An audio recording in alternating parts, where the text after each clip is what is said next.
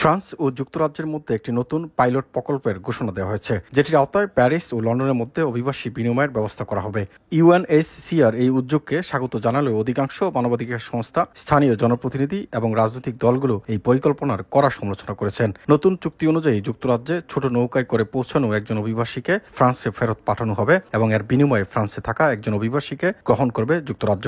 তবে এক্ষেত্রে যুক্তরাজ্যে যেতে চাওয়া ব্যক্তিকে অনলাইনে ব্রিটেনে আশ্রয় চেয়ে আবেদন করতে হবে এবং সেখানে যাওয়ার যথার্থ কারণ দেখাতে হবে। এই পরিকল্পনাটি এখনও ইউরোপীয় কমিশনের অনুমোদন অপেক্ষায় রয়েছে। জাতিসংঘের শরণার্থী সংস্থা ইউএনএইচসিআর এক বিবৃতিতে বলছে, এটি সঠিকভাবে বাস্তবায়ন করা হলে এই উদ্যোগ বিপজ্জনক যাত্রার বিকল্প হিসেবে একটি সমন্বিত ও মানবিক অভিগমনের সুযোগ এনে দিতে পারে, যার ফলে আশ্রয় প্রার্থীদের অধিকারও রক্ষা করা সম্ভব হবে। তবে এই আশাবাদী বক্তব্যের বাইরে অধিকাংশ এনজিও ও অভিবাসন সংস্থা এই উদ্যোগকে মানবিক মূল্যবোধের পরিপন্থী বলে অভিহিত করেছে।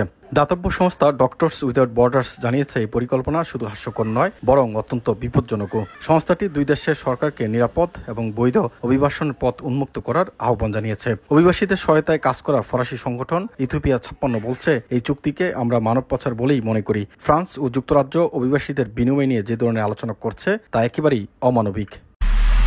এমআইবি সংবাদ ও সংবাদ সংশ্লিষ্ট অনুষ্ঠান দেখতে ভিজিট করুন www.mibtelevision.tv ও facebook.com/mibtelevision.tv এবং সাবস্ক্রাইব করুন youtube.com/mibtelevision এ। এমআইবি টেলিভিশন, সত্য খবর, সঠিক খবর।